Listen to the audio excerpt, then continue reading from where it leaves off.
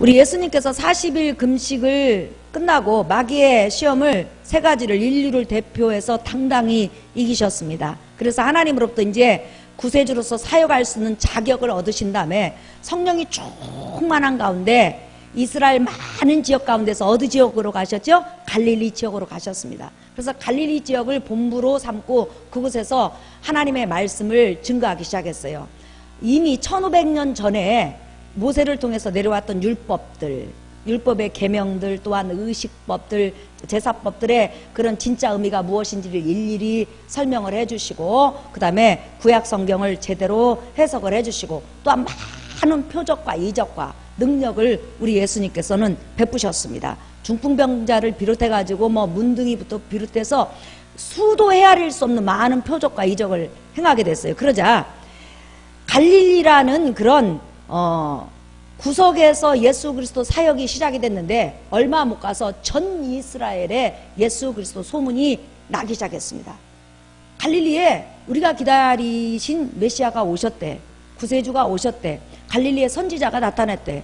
그 선지자에게는 하나님의 말씀이 폭포수처럼 쏟아질 뿐만 아니라 수많은 표적과 이적이 일어나서 어떤 병자가 가든지 다 낫는데 하는 이 소문이 전 이스라엘 지역, 아니 이스라엘을 넘어서 시돈 이방 지역까지 퍼지게 됐습니다. 그러자 수많은 사람이 말을 타고 나귀를 타고 여러 가지 방법을 다 동원해서 갈릴리로 모여들기 시작해갖고 갈릴리는 어느 곳을 가든지 인산인해를 이루게 됐습니다. 그러니까 우리 예수님은 아침부터 저녁까지 점심이라 저녁 먹을 시간이 없이 그냥 계속 말씀을 증거하고 병든 자를 고치는 거예요. 얼마나 많은 사람이 몰려오겠어요. 그런데 이렇게 바쁜 와중에 지금 예수님의 명성과 예수님에 대한 소문은 지금 전 이스라엘에 퍼졌습니다. 이웃나라까지 퍼졌어요. 그러니 얼마나 바쁘시겠냐는 거예요. 근데 이렇게 바쁘시는 와중에 우리 예수님께서 예수님의 제자들을 데리고 그 바쁜 일정을 일단은 뒤로 미룬 채 한 마을을 방문하게 되셨습니다. 그 마을이 어디냐면 바로 잠깐 여러분 지도를 좀 보시겠어요? 갈릴리에 있는 이 나사렛이라는 동네였습니다. 나사렛이라는 이 마을에 예수님께서 가셨어요. 주로 가버나움을 중심으로 해가지고 전 갈릴리 지역을 사역을 하셨는데 우리 예수님께서는 가버나움에서 나사렛으로 가셨는데 그때는 걸어서 가시니까 한 가버나움에서 나사렛 그 거리가 60km에서 80km니까 그 땡볕에 걸어간다는 일이 보통 일이 아니잖아요. 그런데 우리 예수님께서는 마치 나사렛에서 누가 기다리는 것처럼 바삐 나사렛을 향해서 가시게 됐습니다. 근데 이 나사렛이라는 마을은 우리 예수님에게 있어서 굉장히 중요한 곳이에요. 왜 중요한 곳이냐? 바로 그 이유가 있습니다. 여러분 읽었던 본문 말씀 한번 보실까요? 자, 16절 읽어볼까요? 시작. 예수께서 그 자라나신 곳 나사렛에 이르사 안식일에 늘 하시는 대로 회당에 들어가사 성경을 읽으시려고 서심해 그랬어요. 여기서 보니까 나사렛은 예수님께서 30년 가까이 자라나신 곳이요, 사신 곳이요, 또한 이곳에서 예수님께서 활동하신 고향이에요. 물론 예수님의 진짜 태어난 고향은 어디냐면 베들레헴이에요. 그런데 베들레헴에서 태어났지만 잠깐 애굽을 갔다가 나사렛에 와가지고 30년 가까이를 사셨으니 사실상 모르는 사람이 없잖아요. 갈릴리 가나부터 시작해갖고 갈릴리 지역에서는 어느 정도는 다 알 거예요. 우리 사실상 여기 김포에 살면 양천부터 시작해가지고 감정도 이렇게 여기 다 알잖아요. 그와 마찬가지로 나사렛에서 30년을 사셨으니 얼마나 예수님을 모르는 자가 하나도 없죠. 그런데 지금 나사렛에서 60km, 70km, 80km 떨어진 갈릴리 그 근방에서 이런 표적과 이적이 일어나니 익히 이 나사렛 고향 사람들은 예수님에 대한 소식을 알고 있었어요. 그런데 마침 예수님이 나사렛 마을을 방문한 때가 언제냐면 안식일인 거예요. 유대인들은 안식일 날은 어떤 일이 있어도 아침과 저녁에 예배를 드려요. 예. 그러니까 안식일 예배를 드리기 위해서 5살 이상 아이부터 시작해가지고 모든 사람은 무조건 의무적이에요. 안식일을 지키지 않으면 죽으니까. 나사렛 마을에는 회당에 모여서 이제 하나님을 예배하고 하나님을 찬양하고 성경을 배우고 성경에 대해서 알아가는 그런 예배를 드리려고 이제 마을에 있는 모든 사람이 다 모였죠. 이렇게 마을에 와서 보니까, 지금 회당에 와서 보니까 그렇게 소문이 자자하던 자기 동네 사람 나사렛 예수가 제자들을 데리고 떡 와 있는 거예요. 그러니까 이 동네 사람들이 지금 30년 같이 살았으니까 사실상 숟가락 하나까지도 다 아는 사람 아니에요. 시골이니까. 얼마나 반갑고 기쁜지 막 예수님을 너무너무 환영을 했어요. 그러자 예수님이 지금 갈릴리 지역에서 계속 사역을 했기 때문에 나사렛에 지금 온 지는 오랜만에 온 거예요. 그럼에도 불구하고 지금 회당장이 예수님께 특권을 주신 거예요. 어떤 특권을 줬냐면 성경을 읽을 수 있는 특권하고 그 다음에 성경을 해석할 수 있는 특권을 주신 거예요.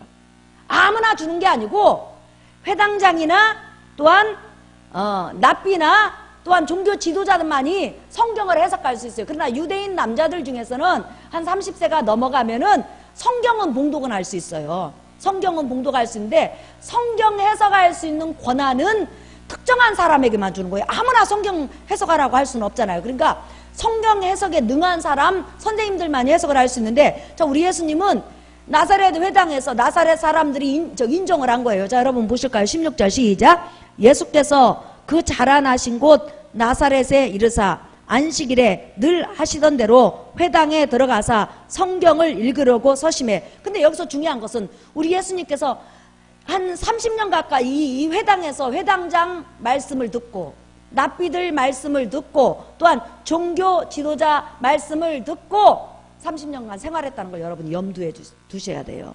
그러니까 쉽게 말하면 예수님이 30살 될 때까지는 자기 신분을 드러내지 않았기 때문에 예수님이 육적으로 본다면 지금 회당장이나 납비나 종교 지도자들은 예수님의 뭐가 되냐면 스승이 되는 거예요. 그렇죠? 예. 그러니까 스승들 앞에서, 동네 어른들 앞에서, 동네 친구들 앞에서, 동네 후배 앞에서, 지금 어린이 앞에서 예수님 지금 설교하는 거예요.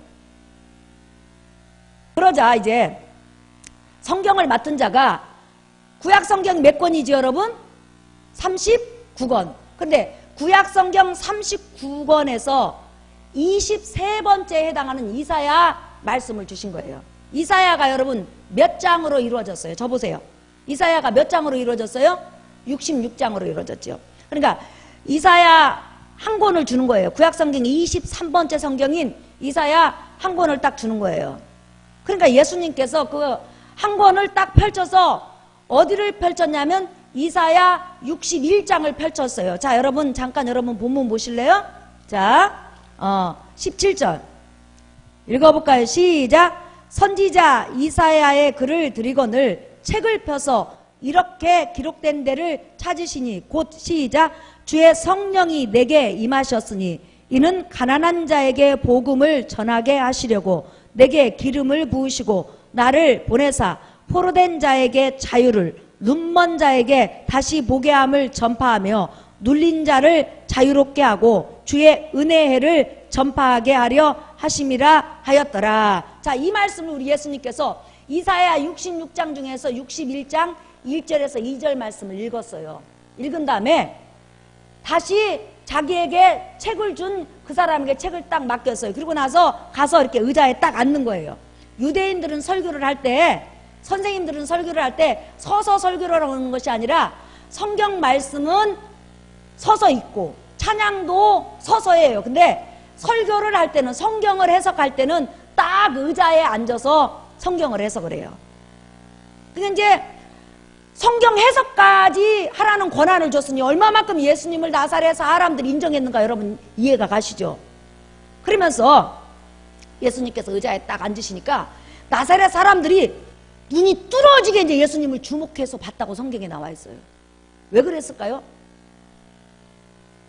이 나사렛 사람들이 지금 예수님이 읽은 이 말씀을 수없이 30년 동안 많이 들었단 말이에요. 자, 이 말씀은 어떤 내용이에요?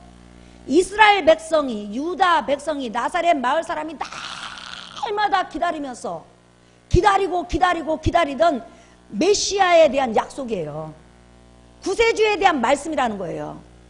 이 말씀을 돌아가면서 납비들하고 회당장하고 선생님들이 얼마나 많이 말씀을 설명해 줬겠어요. 사람마다 조금씩 다르게 해주잖아요. 근데 지금 갈릴리 지역에 선풍적으로 하나님의 말씀과 능력을 일으키는 자기 고향에 출신, 자기 마을에 출신 나사렛 예수가 지금 자기들이 수십 번, 수백 번 들었던 이 말씀을 딱 해석하겠다고 성경을 딱 펼쳤으니 얼마나 여러분 궁금하겠어요. 도대체 저분은 어떻게 이 말씀을 해석할까? 저분은 어떻게 이 말씀을 펼쳐나갈까? 이렇게 가지고 귀가 쫑긋해서 들은 거예요. 그러자 우리 예수님께서 이사야 61장에 기록된 것처럼 메시아는 이 땅에 오신다. 구세주는 이 땅에 오신다. 근데 그분이 이 땅에 오셔서 세상 사람들처럼 힘이나 지혜나 능력이나 권세나 배경을 가지고 하나님의 백성에게 하나님의 뜻을 전하고 하나님의 일을 하는 것이 아니라 하나님의 성령을 기름 붓듯 부음을 받아서 성령의 능력으로 하나님의 일을 할 것이다. 그러면서 성령의 능력으로 말미암아 포로된 자가 자유함을 얻을 것이고 눌린 자가 해방을 얻을 것이고 보지 못한 자가 볼 것이며 하나님의 은혜가 풍성 임하는데 그 메시아로 말미암아 그 구세주로 말미암아 이스라엘 땅이 복되고 영화로울 것이다 하면서 설교를 하는데 그 전에 회당장이나 납비나 종교 지도자들을 통해서 들었던 설교보다 너무너무 잘 전하는 거예요. 말을 할 수가 없어요. 자, 여러분 잠깐 보시면 그때 있었던 말씀을 이렇게 요약해서 했기 때문에 저게요. 그들이 다 그를 증언하고 그 입으로 나오는 바 은혜로운 말을 놀랍게 여겨 이르되 그러잖아요.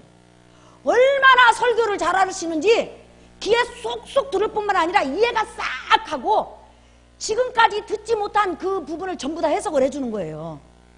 그러니까 이 사람들이 그냥 넋을 잃고 보면서 야,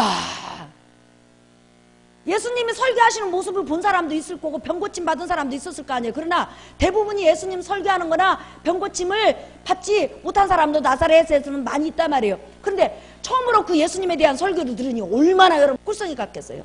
얼마나 은혜롭겠어요. 얼마나 기가 막히겠어요. 우리가 많은 목회자들이 설교하지만 특별히 성경을 잘 해석하는 목사님 설교를 들으면 그 말씀을 먼 송이같이 달다고 그러죠. 먼 송이같이 달다고 그러죠. 여러분들은 신앙생활 하면서 꿀송이 같은 하나님의 말씀을 달게 느껴보신 적 있나요? 네, 있어요? 네, 다행이네요. 그러니까 막 예수님이 설교하는데 예수님 입에서 막 꿀송이가 팍팍 떨어지는 거예요.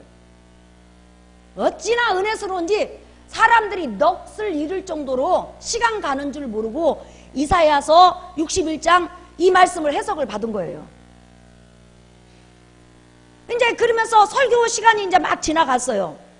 한참 지나갔는데 설교 결론 시간이 왔어요. 여기까지 하고 찬양 한 장 하겠습니다. 찬송가 309장 손뼉 치면서 아니 여러분들이 넋을 잃고 제 입술을 바라보고 있어서요. 찬송가 309장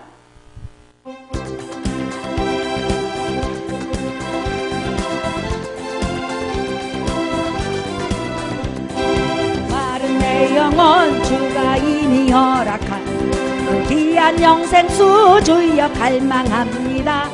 그 약속 따라서 힘써 간구하오니 오 주여 내 기도 어서 들어주소서.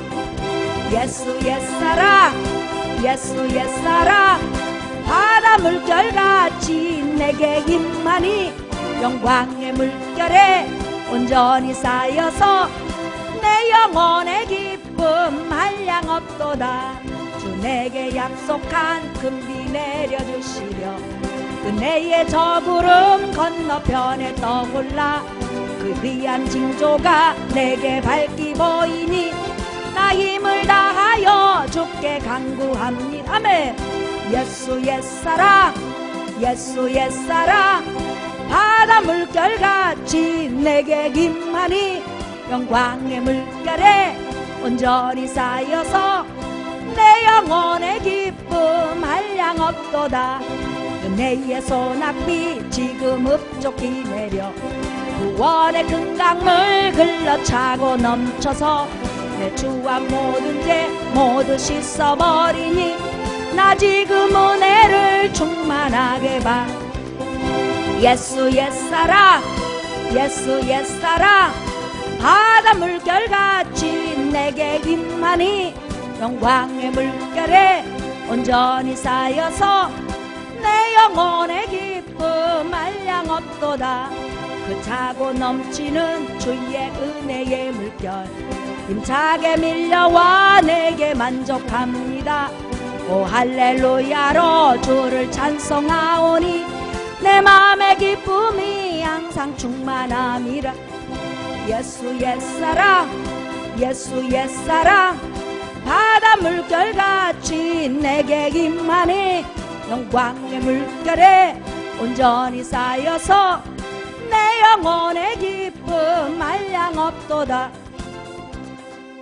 자, 지금 이사야서 61장 1절에서 2절 말씀을 예수님께서 낱낱이 정말 설교 해석을 잘 해주셨어요. 그래서 막 그 나사렛 마을 사람들은 아주 그냥 흠뻑 은혜를 받았어요.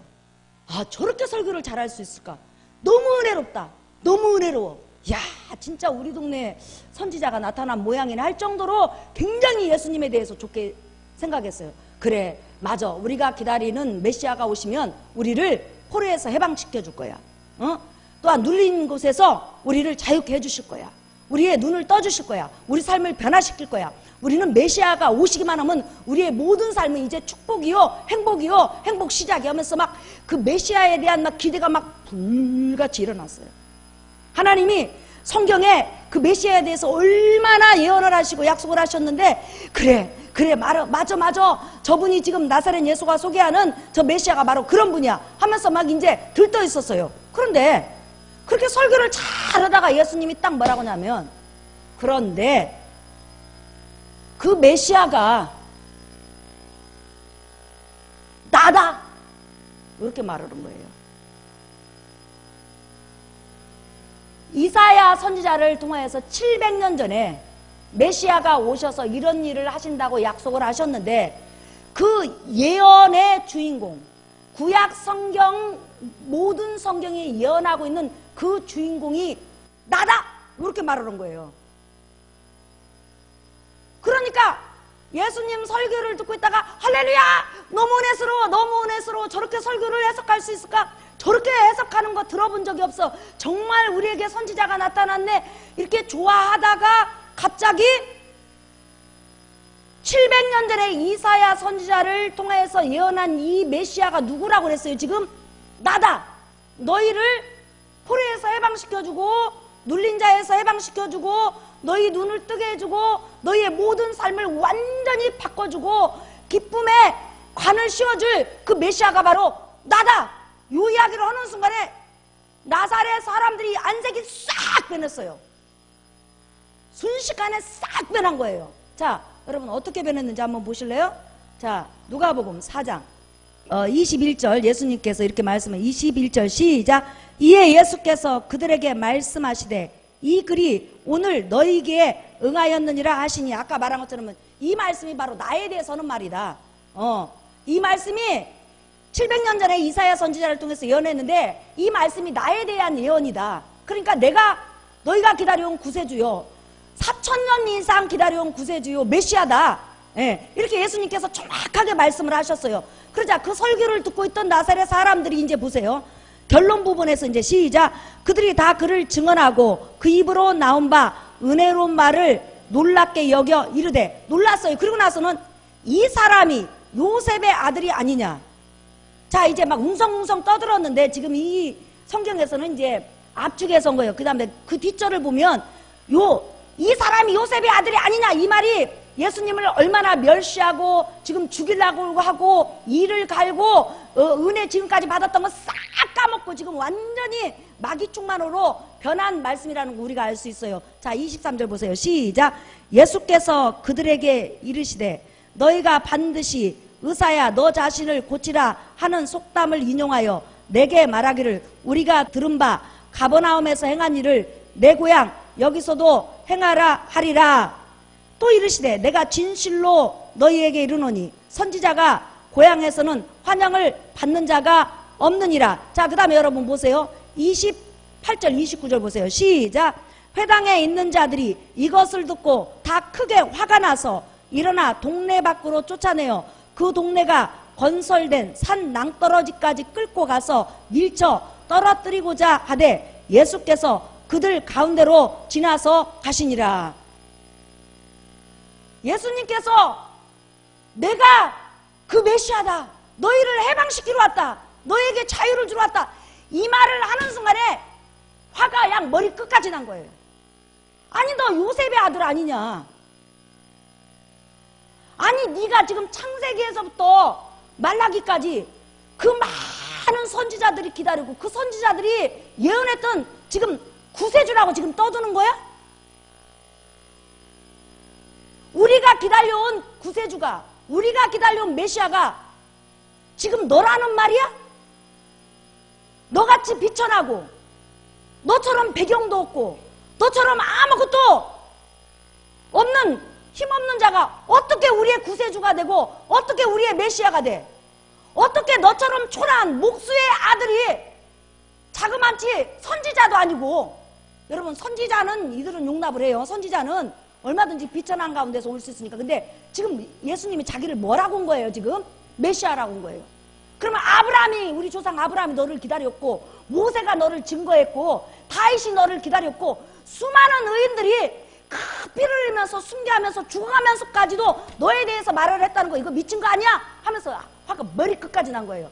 그러니까 그냥 예수님께서 은혜로운 설교하고 메시아가 오시니까 우리 기다리십시다 그러면 예수님은 그 동네에서 영웅된 거예요. 근데 지금 뭐라고 말을 해서 지금 죽음에 이기까지 간 거죠? 메시아라고. 왜? 메시아는 성경 전체에 예언되어 있거든요. 너같이 비천한 자가 어떻게 성경에 예언될 수 있냐는 거예요. 너는 메시아가 아니라는 거예요. 너는 구세주가 아니라는 거예요. 너는 이사야서 지금 61장 1절에서 2절에 예언된 그 메시아가 아니라는 거예요. 그러면서 나중에 막 예수님 친족들이 델로 델로와요 강단에서 끌어내리려고 미쳤다고. 아니 네가 미쳤냐? 무슨 네가 메시아요?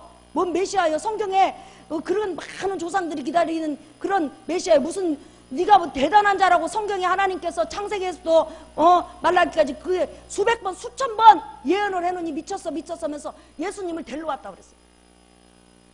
그 누구도 예수님의 초라한 행세, 그 다음에 목수의 아들, 그 다음에 배경 없는 이것으로 인해서 육체로만 봐서는 메시아로 인정하지 않는 거예요. 그래서 나사렛 사람들은 예수 그리스도를 배척하고 예수 그리스도를 죽이려는 그런 어마어마한 일을 예수님께 행한 걸 볼 수가 있죠.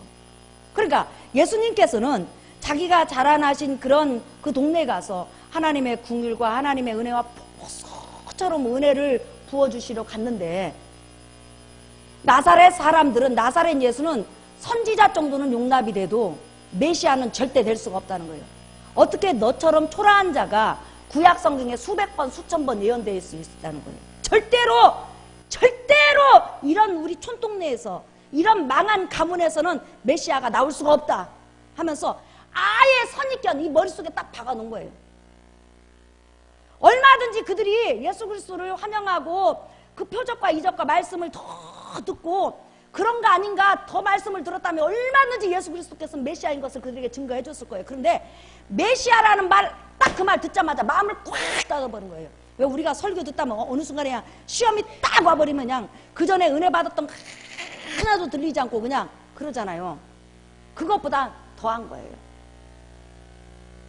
그래서 선지자들은 구약 성경에 구구절절하게 예언되어 있지 않지만은 지금 이 본문에서 말하고자 하는 것은, 따라합시다. 메시아는 구약 전체에 예언되어 있다.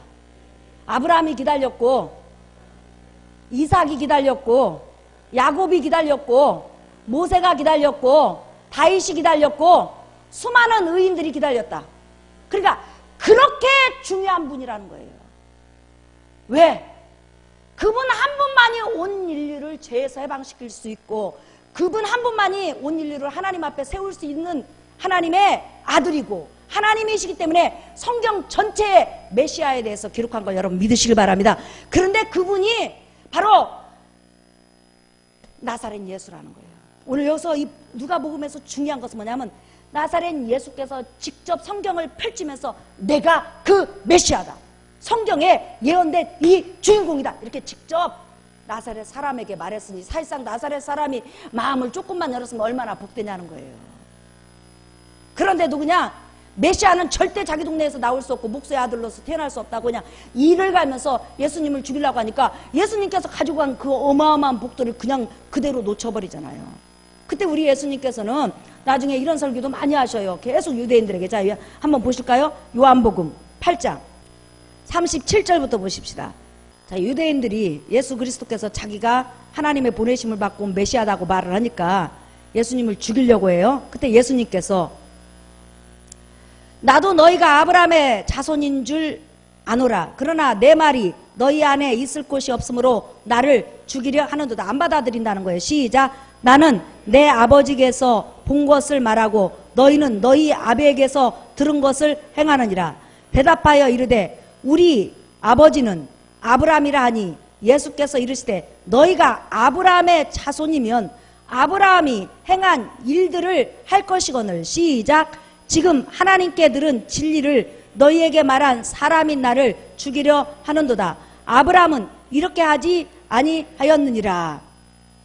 너희 조상 아브라함은 나한테 너희들처럼 이렇게 막 이를 갈고 메시아가 아니라고 구세주가 아니라고 그러고 아예 들으려고도 하지 않고 어찌하든지 죽이려고 그렇게 대들지 않았다. 너희 조상 아브라함은 날마다 나를 사모하고 내가 오기만을 기다리고 내가 온다는 증거로 이삭을 줬을 때 기뻐하고 즐거워하고 울면서 얼마나 나를 위해서 애썼는데 너희가 그렇게 아브라함을 사랑한다고 하면서 아브라함이 너희 아버지라면 아브라함이 행한 일대로 너희가 나의 말을 듣고 나를 사모해야지 왜 아브라함이 했던 그 행하는 일을 하지 않느냐 하면서 너희는 마귀의 자식이다. 이렇게 예수님께서 말씀을 하셨어요. 자, 그 다음에 한번 보세요. 56절에서 58절 읽어볼까요? 시작. 너희 조상 아브라함은 나의 때 볼 것을 즐거워하다가 보고 기뻐하였느니라. 이때 이삭을 줄 때를 말하는 거예요. 시작. 유대인들이 이르되 내가 아직 50세도 못 되었는데 아브라함을 보았느냐. 예수께서 이르시되 진실로 진실로 너희에게 이르노니 아브라함이 나기 전부터 내가 있느니라 하시니. 시작. 그들이 돌을 들어 치려 하거늘 예수께서 숨어 성전에서 나가시니라.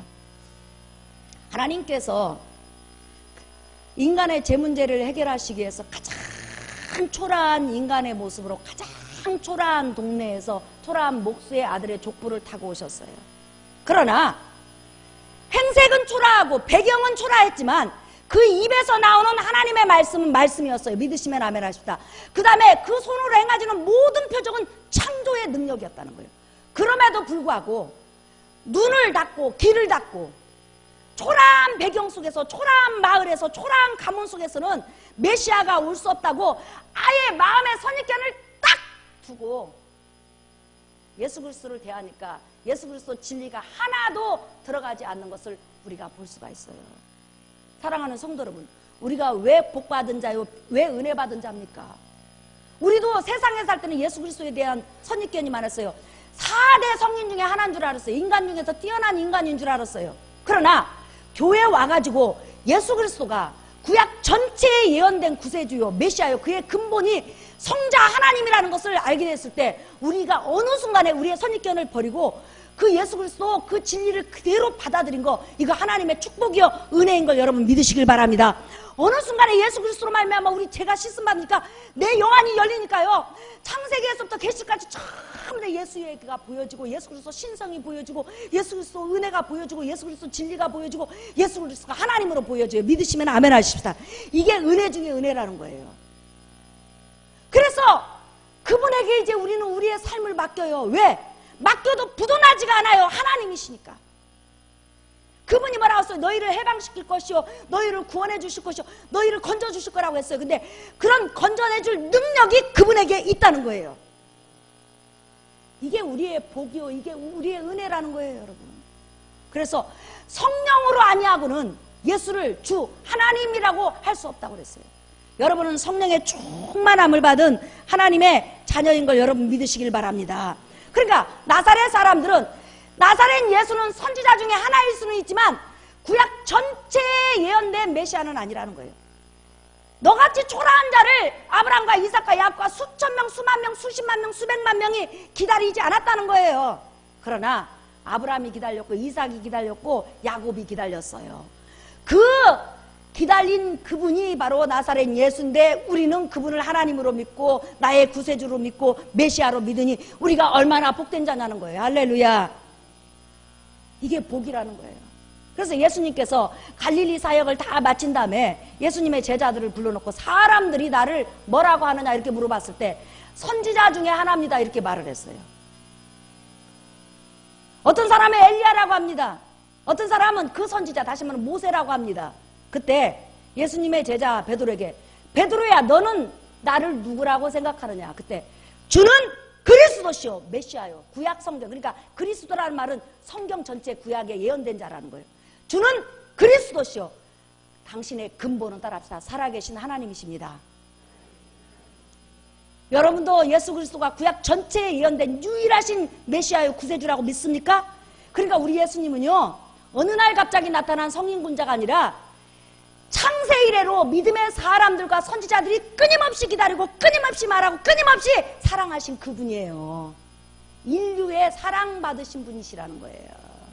그분이 바로 여러분의 구주요 여러분의 주님이세요. 할렐루야. 우리 복음성가 한 장 불러볼까요? 우리 마음이 보혈로서. 복음성가 185장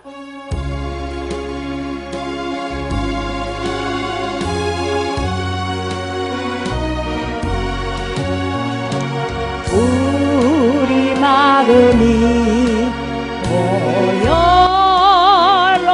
보혈로서 정결하게 씻기에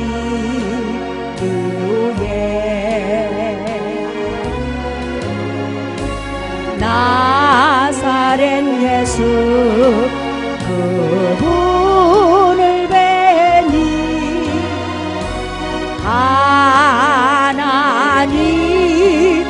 하나님이시라.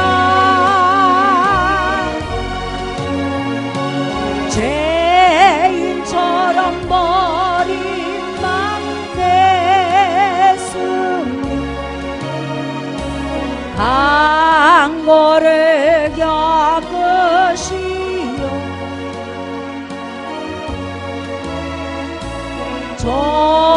초라한 모습이나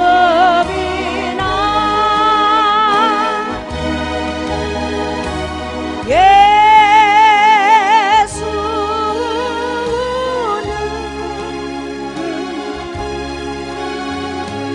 우리를 창조와 주니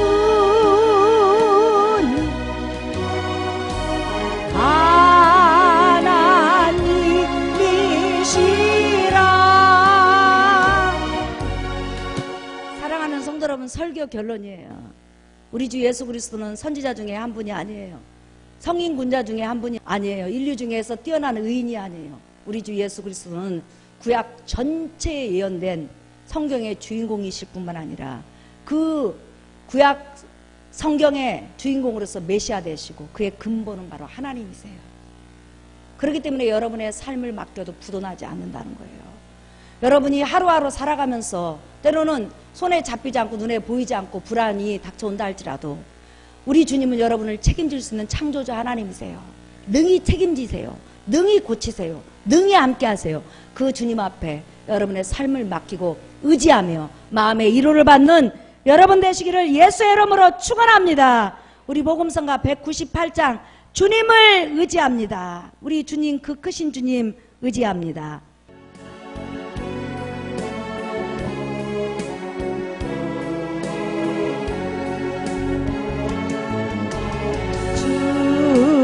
주님을 의지합니다.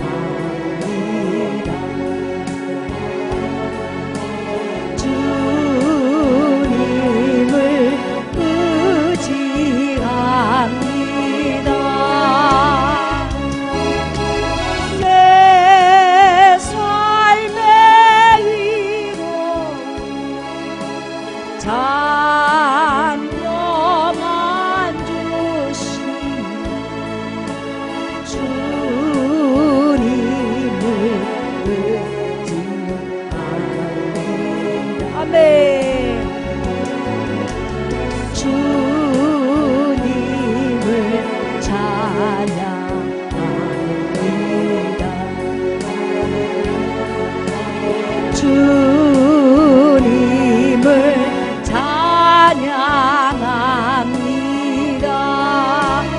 높이 들고 오 할렐루야 오 할렐루야 주님을 찬양하리. 예수님 도와주세요. 예수님 도와주세요.